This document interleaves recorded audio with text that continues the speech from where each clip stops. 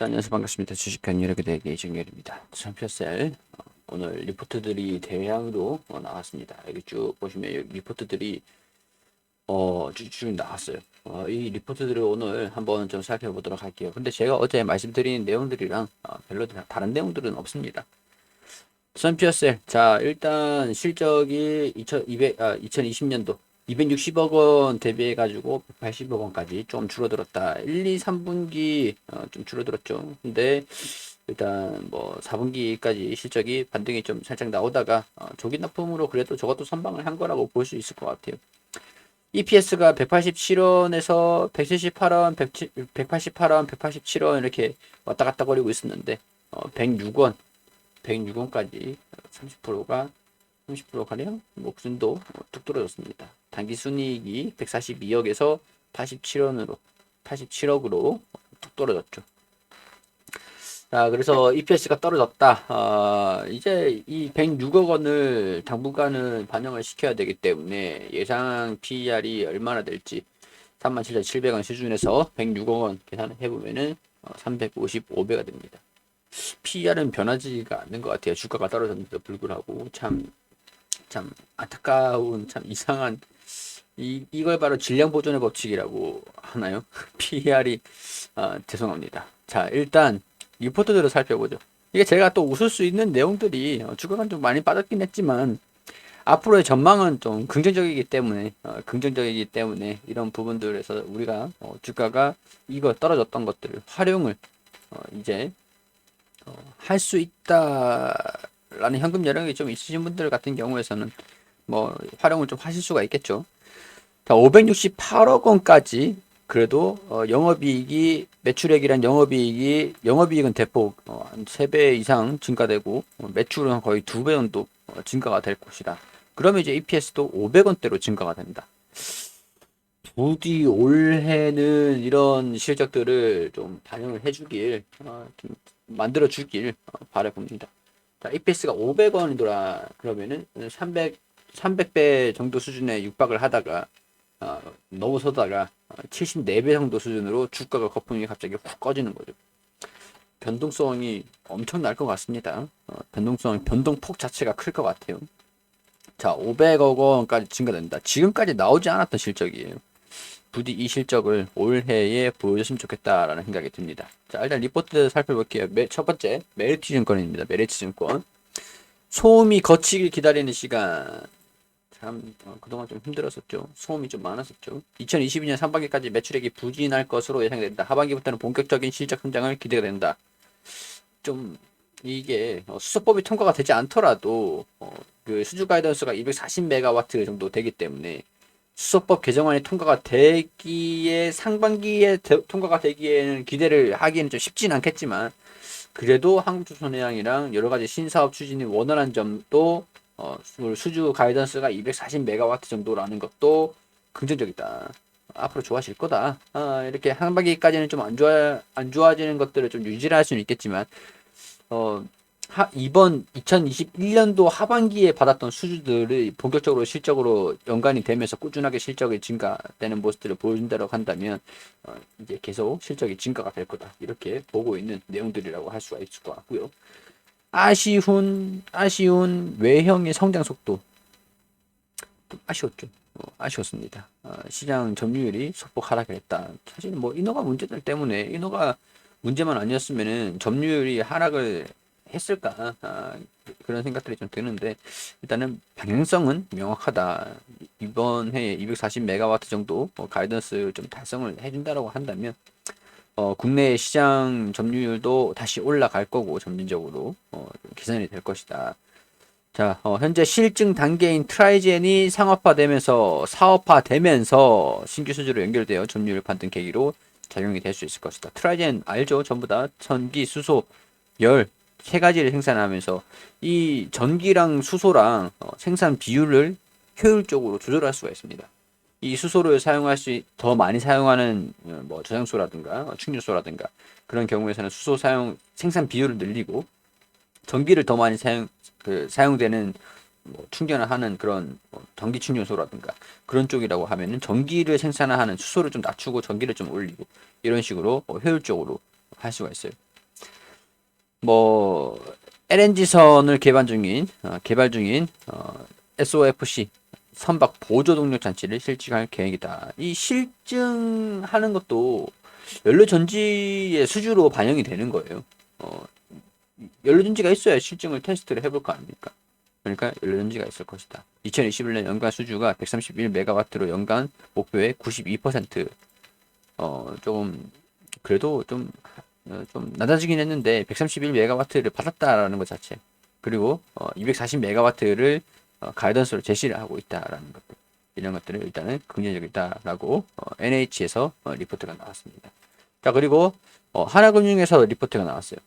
불확실성 해소 조건은 수소법 개정이다. 상반기에 통과가 될까? 일단은 우리가 좀 기대를 하고 있는 부분들은 대선 이후입니다. 대선 이후에 정부가 신정부가 들어서면서 수소법에 대한 탄산 중립에 대한 기조들을 이어간다라고 한다면 충분히 수소법의 통과를 좀 빠른 시일 내로 통과되기를 바라야 되는 상황이라고 하는 게 현실적이겠죠. 4분기 실적은 가이던스를 소폭 하회를 했다. 매출 인식 예정분 일부가 2022년으로 2월 됐다. 외형하고 이익이 그것 때문에 감소가 됐다.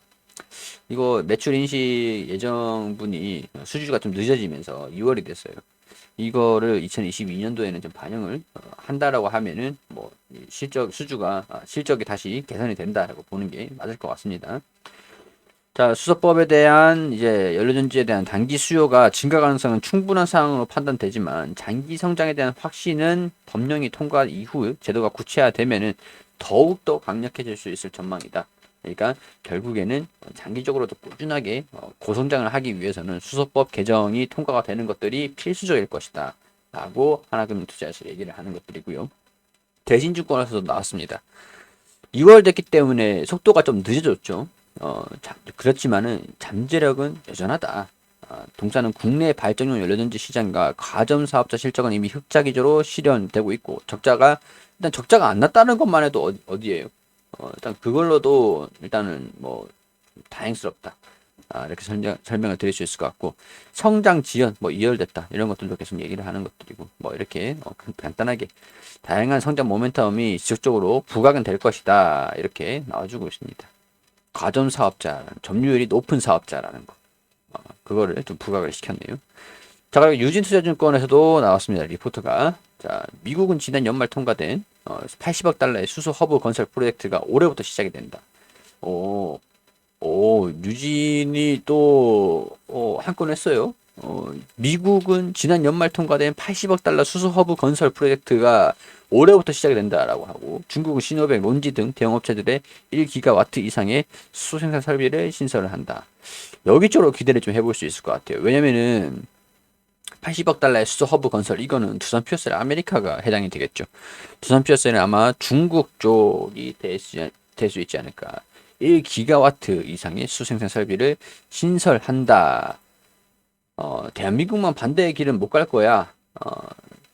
두산 퓨어셀 같은 경우에서는 중국에 수출을 했던 것들도 좀 있기 때문에 아마 좀 기대를 해볼 수도 있지 않을까, 그런 생각들이 들고요. 다음 정부 하에서 지연되어 오던 수소 관련 법안들이 통과될 것으로 판단이 된다. 그렇죠. 4년 안에 통과가 안 되면 말이 안 되니까, 이거는. 솔직히 이건 좀 너무한 거니까. 대한민국만은 글로벌 방향성에 대해서 따라갈 수밖에 없을 거다. 대한민국만 반대의 길은 가지 못할 거다. 그렇게 얘기를 유지인에서 이런 리포트가, 그렇죠. 자, IBK 투자증권 리포트가 많이 나왔어요. 자, 또 다 같은 날에 나왔어요. 9일 다 앞다퉈서 그만큼 두산 퓨어셀이 핫하다는 건 아니겠습니까? 2월 9일 다 9일이에요. 자, IBK 투자 의견들은 내진 않았는데, 매수냐 매도냐 그런 것도 내진 않았는데, 중소형 사업은 연중 비교적 고르게 수주가 가능할 것으로 예상되고, 대형 프로젝트 인허가 절차로 하반기가 될 것으로 보고 있는데, 수주 달성 여부는 대형 프로젝트 인허가 절차가 예상대로 하반기 반영될지를 파악해야 될 것 같다. 전반적으로 발주는 잘 받을 수 있을 것 같은데, 중소형 사업 같은 경우에서는 무난하게 수주가 계속 꾸준히 들어올 수 있을 것 같아. 근데 대형 프로젝트 같은 경우에서는 수소법이 좀 통과가 돼야 하반기로 조금 이제 좀 시기적으로 봐야 되지 않을까, 이렇게 IBK 투자증권에서 얘기를 한 거고요.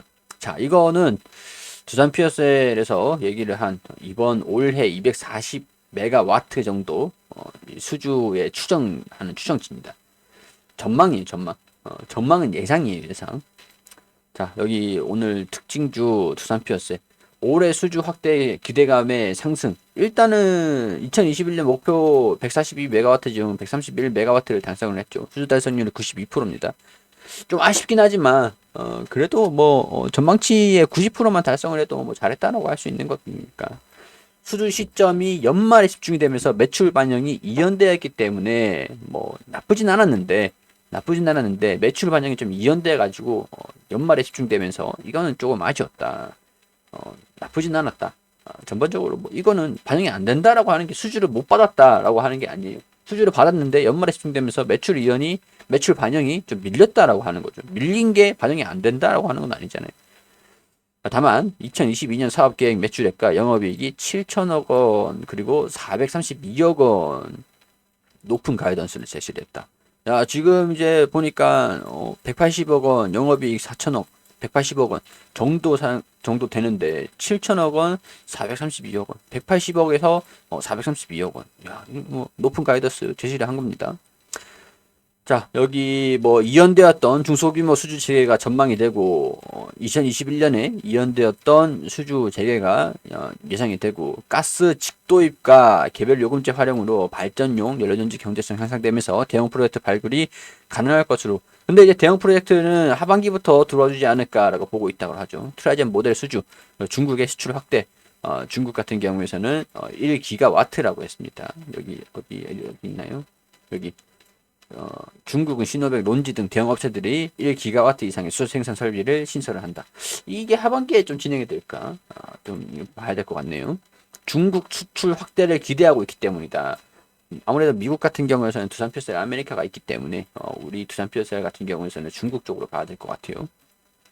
전반적으로 발주 시장 전망도 긍정적이고 국내 발주 시장 규모 자체도 지연되고 있는 수소법 개정안이 통과되면은 수소 경제 로드맵 8기가와트 매년 400메가와트 전후에 안정적인 발주가 꾸준히 나올 것으로 매년 400메가와트 240메가와트 2022년 2040년도까지 매년 안정적인 발주가 나올 것으로 기대되고 해외 시장까지 고려하면 매년 500메가와트 발주 시장을 형성할 것이라고 밝혔다.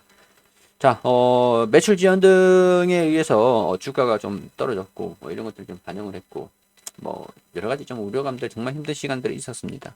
근데 뭐 장기적인 전망들 자체가 괜찮다라고 하는 것들이 리포트가 좀 대부분이었기 때문에 이제는 좀 투자 심리가 개선이 되지 않을까 그런 생각들이 좀 들어요. 더군다나 이런 리포트 덕분에 외국인들이랑 금융투자 기관 여기서 매수세가 좀 순매수로 좀 전환이 됐다라고 하는 것들도 추후에 좀 주가가 회복하는 모습들을 좀 보여줄 수 있을까라는 부분들 좀 이제 기대를 좀 해볼 수 있을까 이렇게 생각이 좀 됩니다. 두산 퓨어셀 가지고 계시는 분들 참고하셔가지고 이 리포트들 내용들 곱씹어 보시면서 그렇다라고 하면 내 투자 전략을 시기적으로 좀 어떻게 잡아야 되느냐 이런 것들도 같이 좀 예상을 해보면서 가늠을 해보면서 차분하게 진행을 해보시면 될 것 같습니다. 자, 두산 퓨어셀이 나쁜 기업이냐? 뭐 그건 아니다라고 볼 수 있겠죠. 좀 아쉬운 부분들이 없는 건 아니었지만 모든 아쉬운 부분들이 긍정적으로 다 개선되는 모습들을 보여줄 때가 주가가 가장 드라마틱한 부분들이니까 좀 기대를 해보자. 좀 이 어려웠던 시기들을 벗어날 수 있을지 지켜보자. 이렇게 뭐 설명을 좀 드릴 수 있을 것 같네요. 자, 두산 퓨어셀이 좋은 기업이니까 사세요, 파세요, 뭐 이런 말씀을 드리는 게 아니고 객관적인 이런 자료들 말씀을 드리면서 해석해 드리는 그런 제 개인적인 의견들 말씀을 드렸던 겁니다. 자, 도움되셨다면 구독과 좋아요 부탁드리도록 하고요. 관심을 좀 가지고 계셨던 분들도 참고하셔가지고 보시면 좋을 것 같다라는 의견도 드리면서 여기서 마무리할 수 있도록 하겠습니다.